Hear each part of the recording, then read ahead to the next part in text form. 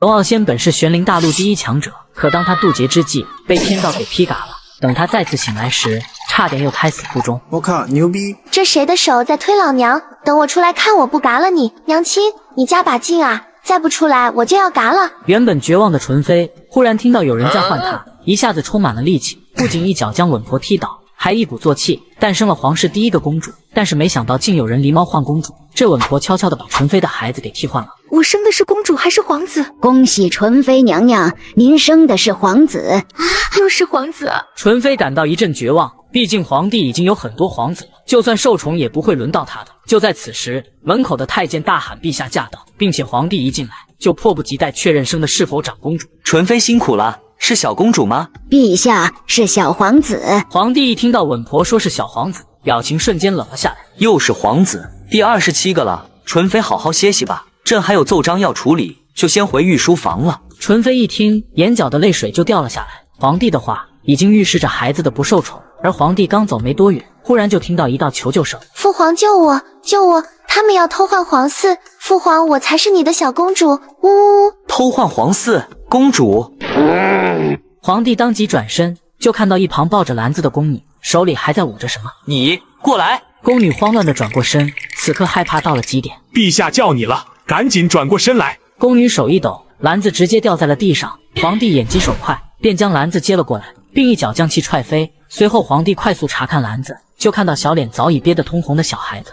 得救了，差点憋死我了。又是那个声音，是孩子的心声吗？皇帝看着篮子里的孩子，身上还带着血迹，脏兮兮的，一看就是刚出生。纯妃的宫里怎么会多了一个孩子出来，还是个女娃？这是怎么回事？父皇，父皇，我才是你的小公主，我才是，里面那个是被别人换的。父皇，你快查查啊！龙景成一听，眸色沉了下来，他的皇嗣竟然还会被偷换，真是胆大包天。查！不一会，高公公把纯妃宫里的人都押了过来，纯妃还抱着怀里的皇子也被请了过来。看到皇帝手里的孩子，纯妃一脸懵：“陛下，你手里怎么也有个孩子？”娘亲，娘亲，我才是你亲生的宝，你怀里的是假的，假的。纯妃听到这个声音，微微站立。她之前生孩子也听到过。而后，纯妃望向手里的孩子：“那我怀里的孩子是谁的？”来人，给朕打！陛下饶命，这一切都是稳婆让奴婢做的。她给了奴婢一笔钱，让奴婢将小公主带出去咸福宫，说外面有人接应。陛下，这一切都是纯妃娘娘的主意。纯妃娘娘一直想要个皇子，还说只有皇子才能继承皇位，就跟奴婢说，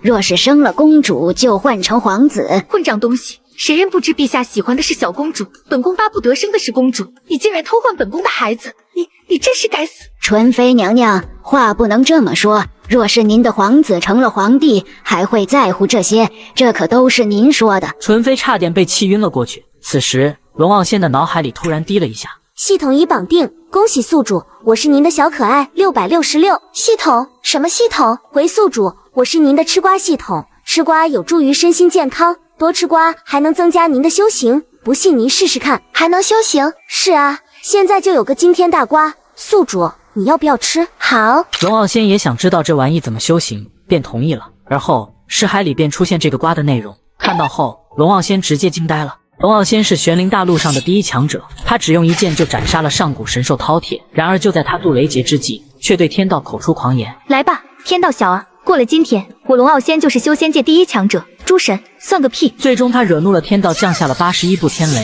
劈得他只剩一缕神识逃之夭夭。等他醒来时，已然成为了一个只会喝奶的婴儿。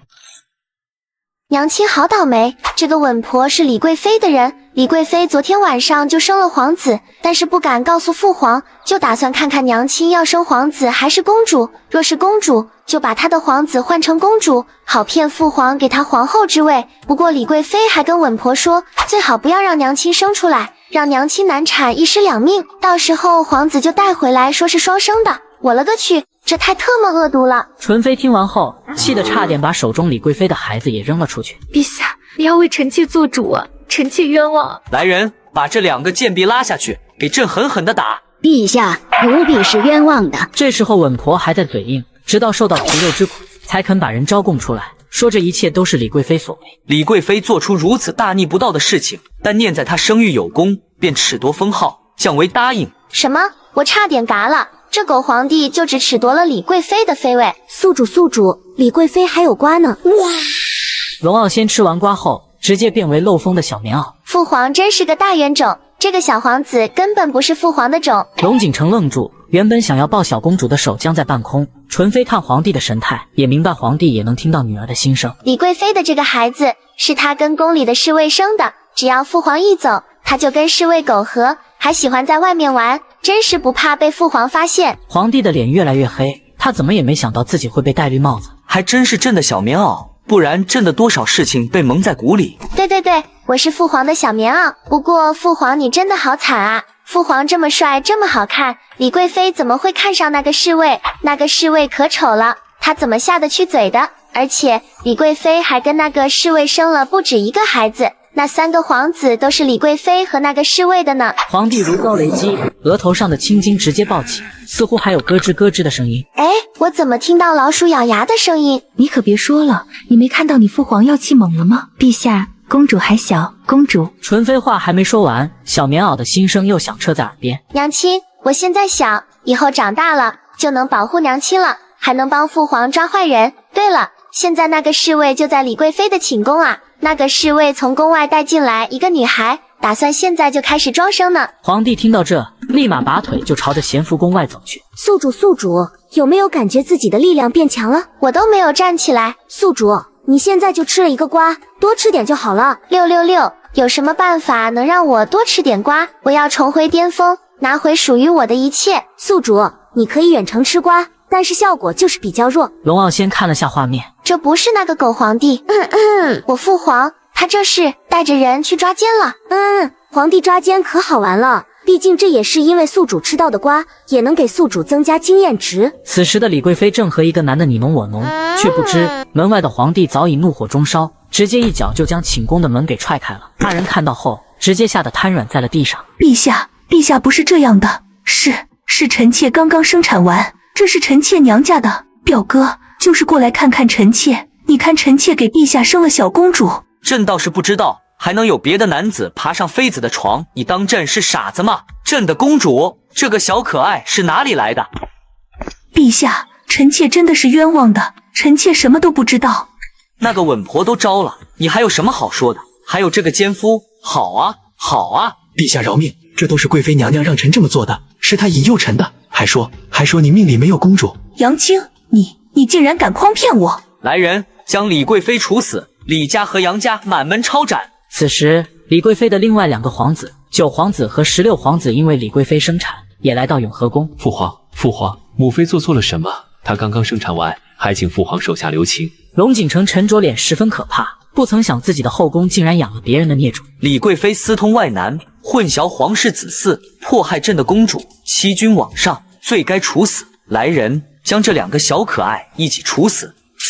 父皇，这一定有什么误会。误会就是你们2个也是他们的孽种，将这3个孽种也一起处死。吃完瓜，龙傲仙啧称奇，这李贵妃长得也不丑，可惜是个脑子不好使的，可怜那3个孩子。但他很理解父皇，要是不这么做，那3个崽子长大了，没准会给他的父母报仇，斩草要除根。更何况这俩人还给皇帝戴了这么大一顶绿帽子。宿主，吃完瓜后，现在感觉怎么样？龙傲仙果然觉得内里出现一股气流，甚是舒畅。大千世界修仙之法无奇不有，但他是第一次见吃瓜可以修仙的。谁能想到，他刚一出生就被皇帝抱去上朝炫耀。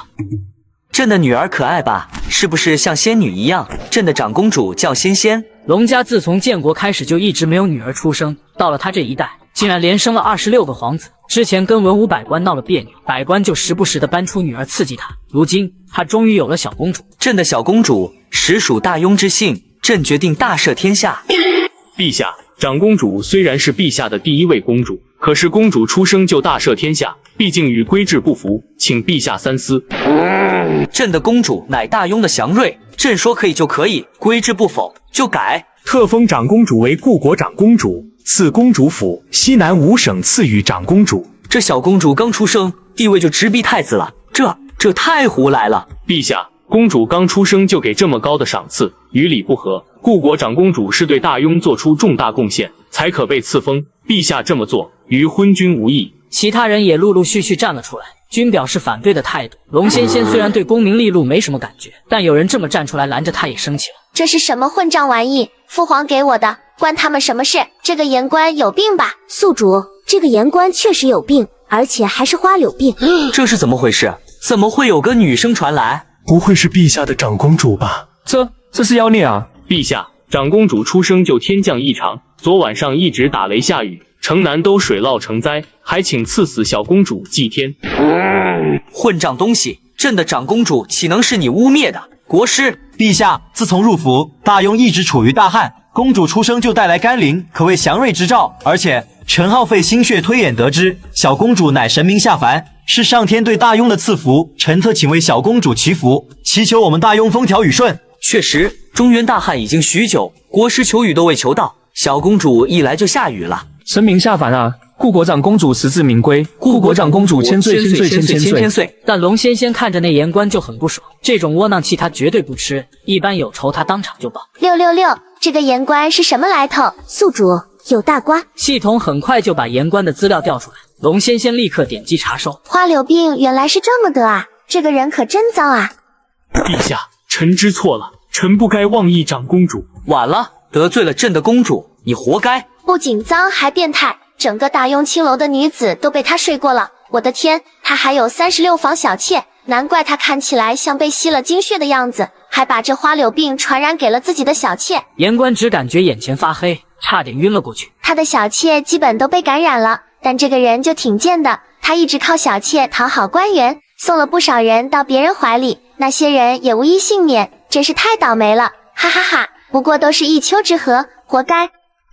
陛下饶命！陛下，臣是冤枉的。拖下去！父皇这是在给自己出气吗？父皇好厉害，这些人渣就该好好处理。父皇，仙仙好爱你，可是仙仙现在好困。龙仙仙咂巴了下嘴，迷迷糊糊的又睡着了。此时朝堂上诡异的安静，显然大家都没想到，刚出生的长公主竟有知道旁人之前发生事情的能力。朕的小公主是神女下凡，此事诸位臣子都已知晓。日后朕不希望听到任何关于公主不好的传言，否则朕诛你们9族。臣等一定好好守护顾国长公主殿下，祈求神女赐福大雍。当龙仙仙睁开眼时，霎时被眼前的一幕怔住。这婴儿睡醒时发现了一件奇怪的事，他不仅被人举高高，面前还站着一大堆人看着自己。怎么这么多人？他们这是在看什么？看猴子吗？哟，这就是咱们的小公主啊，长得可真是福气，待会本宫可要抱抱。希望我下回也怀个公主。就是纯妃不，皇后娘娘真是好福气呀，一举就生下了公主。虽说是大雍里第一位公主，可毕竟是个公主，以后也成不了太子，有什么好得意的？后妃们看到小公主，有的羡慕，有的嫉妒，皇子们倒是都殷切地看着小公主。有个公主不仅是皇帝的执念，也是皇子们的执念。原来我是那只猴子，美人国师，你能不能不要这样举着我？虽然本仙知道自己貌美如花，但你大可不必，让每个人都看一下我吧。仙仙醒了，有没有想父皇？想什么想？睁眼闭眼都是你，你给我想的机会了吗？怎么又听到小公主的心声了？大皇子望向众人，却不禁感到奇怪，怎么这些后妃没有反应啊？陛下，小公主才刚出生，什么都不懂呢。也是，国师给小公主祈福吧。于是皇帝抱着奶娃在正中坐着，国师在中间祈福台上舞来舞去。这个国师在玄灵大陆也算是修士，但看起来有些糊弄人。龙仙仙假装闭目养神，把系统叫了出来。666，这个徐清风是什么来头？咦，你怎么发光了？宿主，我升级了，我现在是个1级小宝宝了。哈，你变强了？那有什么特异功能？还没有。宿主，你现在吃的瓜不够多，但是我现在能增加宿主的防御能力了。怎么增加？我现在就是个崽，你能发挥吗？比如说抗击打、抗摔什么的，怎么都摔不坏。这样也行，不过我大概用不到这个。你先跟我说一下这个徐清风。这个徐清风是大雍王朝第一修仙世家，祖上也是出过地仙的，在大雍很有名望。每一届帝王都会请他们徐家人下山来当国师，祈求上苍让大雍风调雨顺，国泰民安。这么水都可以，他不是只求个心理安慰？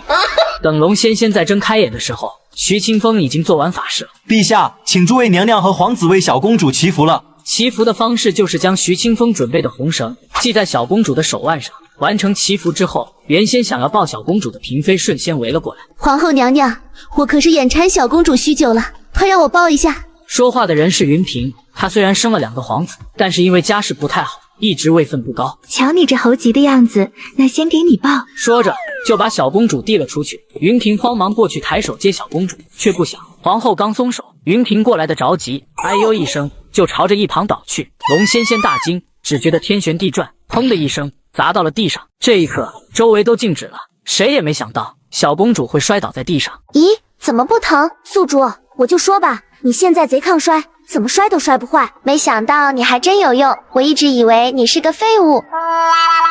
皇后看到小公主掉到地上，当即吓得腿一软，差点晕了过去。而皇帝迅速过来，连忙把小公主抱在起来。此刻的他满身煞气。陛下，臣妾不是故意的，臣妾刚才感觉到被旁人推了一下，就摔倒了。陛下，还是先叫御医过来，看看小公主有没有事。快去叫御医！陛下，一定是皇贵妃推的臣妾，现在就她离得臣妾近。云嫔，是你着急要抱小公主，本宫还特地给你腾出位置。我说你怎么这么好心，原来是想着这出。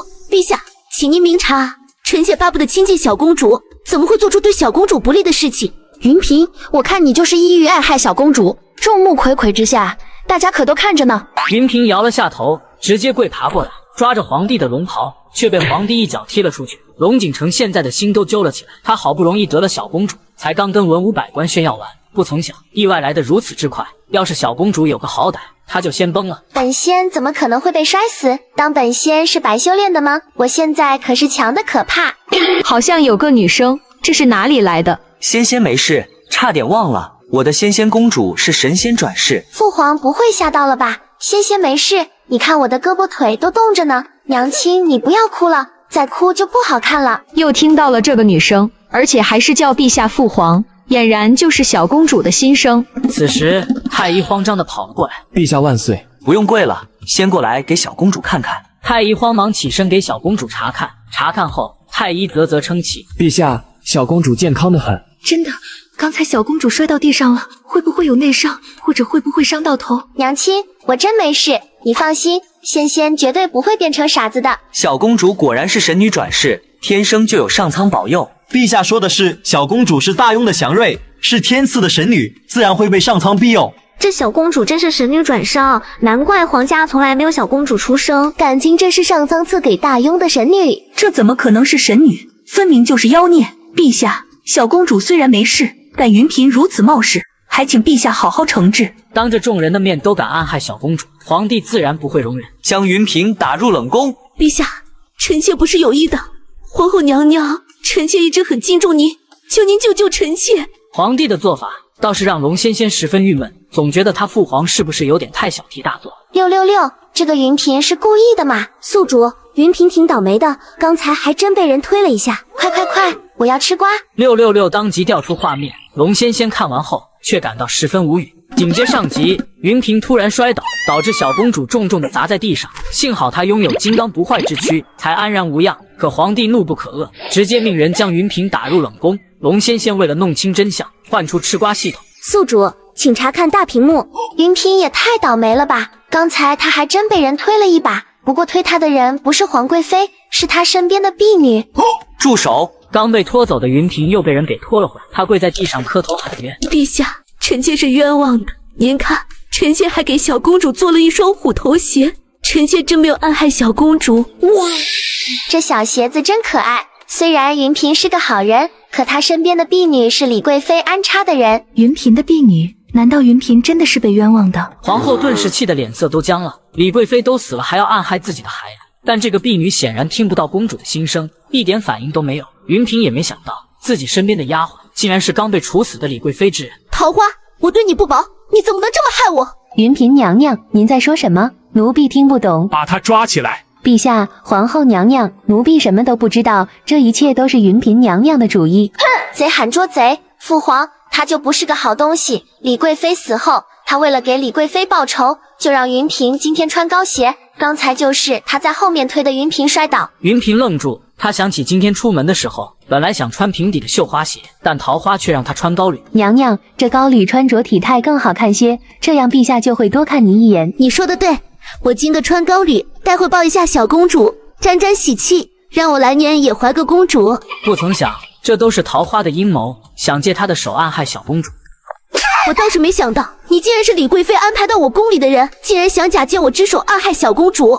主子，奴婢不是。拖下去，将李家人全部曝尸荒野。皇上饶命，皇上饶命啊！陛下，既然此事与云嫔无关，陛下就饶恕云嫔吧。对呀，父皇，你就别罚云嫔了，我可喜欢她绣的小老虎，本仙穿着一定威风凛凛。陛下，臣妾对小公主的爱护之心，天地可见。云嫔有心了，这件事便作罢。但仙仙是朕唯一的公主，也是大雍的国宝，以后谁敢对仙仙不利，休怪朕无情。众人知道皇帝这是在警告他们。就在这时，一道声音突然传来：太后娘娘到！太后娘娘千岁！都起来吧。见过母后，太后保养得不错，看起来也就40来岁的样子，只是今日太后神色有些苍白，看不出喜悦。这就是皇儿的小公主。本来想着明日带仙仙去母后那里，没想到母后来了，母后的病情可是好点了。哀家年纪大了，身子骨已大不如前。说着，太后下意识地摸了一下腹部，心里既高兴又惆怅。自从儿子当了皇帝，太后本以为就能临朝听政，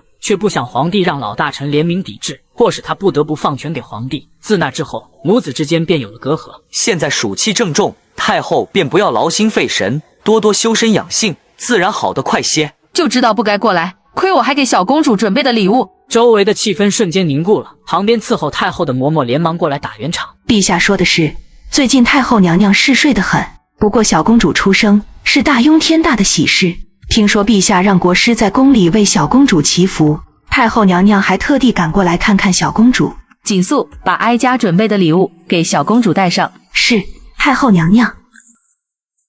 龙仙仙看到后，瞬间眼前一亮。哇，这个是纯金的吗？呜呜，父皇，我要。仙仙很喜欢。当然喜欢，这可是纯金，父皇是不知道，上辈子我是有多穷，常年在山里修炼，有时候下山连买个馒头的钱都没有。既然闺女喜欢，改天朕就带着仙仙去国库转转。哀家也为小公主祈福，希望仙仙健健康康长大。当太后将红绳系在仙仙的手腕上时，忽然就觉得胃里一阵恶心，转过头呕吐了起来。快叫御医！御医给太后查看后，眉头皱了起来，紧接着冷汗涔涔。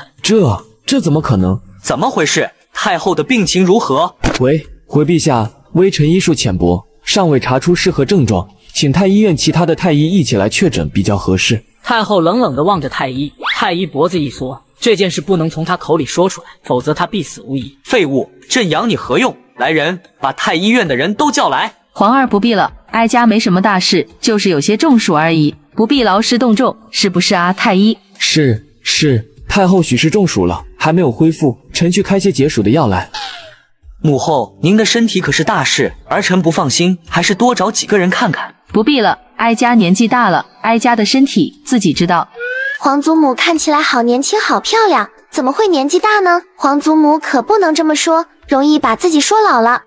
这是小公主的心声。太后看向皇帝，皇帝点了点头。母后，国师说仙仙是神女转世，是我们大雍的祥瑞。对，本仙可牛逼了，这个国师还是有些本事的。难怪哀家看着仙仙就觉得头圆，快让哀家抱抱。皇后急忙把孩子递给太后。大雍成立这么久，可算有个小公主了，让皇祖母好好看看。皇祖母一点皱纹都没有，可比父皇的后宫妃子强多了。得亏祖母不是父皇妃子，不然其他人可要吃醋了。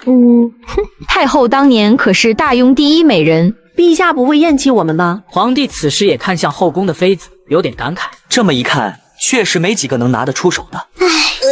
666，皇祖母是得的什么病？看起来很严重的样子。宿主，你等等，我查一下。呀，宿主，你皇祖母身上有个惊天大瓜，你看看。什么？没想到父皇的绿帽是遗传的，这还真是意外。听到自家宝贝的心声，龙景成顿时僵硬在了原地。